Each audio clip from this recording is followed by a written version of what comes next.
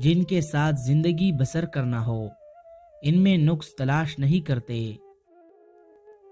عقل اگر انسان کو نہ بھی گرائے تو اکیلا ضرور کر دیتی ہے۔ زندگی میں ملتا تو بہت کچھ ہے، بس ہم حساب اسی کا رکھتے ہیں جو نہ مل سکا۔ جب درد حد سے بڑھ جاتا ہے تو انسان روتا نہیں، خاموش ہو جاتا ہے۔ لوگ اچھا پڑھنے اور اچھا لکھنے والے کو قابل انسان سمجھتے ہیں، جبکہ حقیقت میں قابل وہ ہے جو اچھا سوچے اور اچھا بولے۔ اور جب رب کریم دینے پر آتا ہے تو تمہارے مخالف لوگوں کو بھی تمہارا وسیلہ بناتا ہے۔ زخم کانا بڑی بات نہیں، زخم کا کر مسکرانا بڑی بات ہے۔ قرض لینے سے بہت پرہیز کرو، کیونکہ قرض انسان کو دن دہاڑی ذلیل کرتا ہے۔ ایسے لوگوں کی مدد کرو جن کا چہرہ سوال ہوتا ہے اور زبان بھی سوال ہوتی ہے۔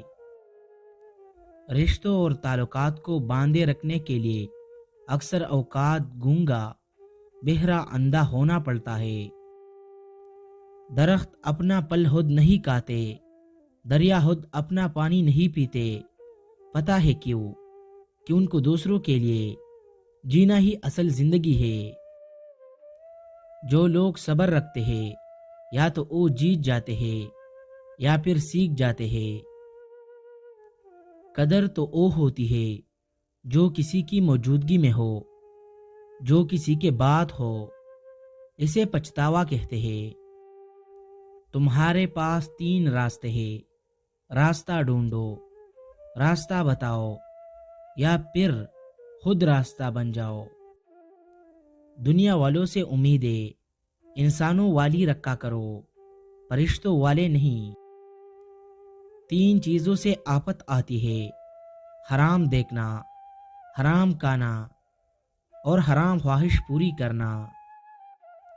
جب انسان اچھا سوچتا ہے تو اللہ پاک خود ہی راستے نکال دیتا ہے اور مشکلوں کو آسان کر دیتا ہے۔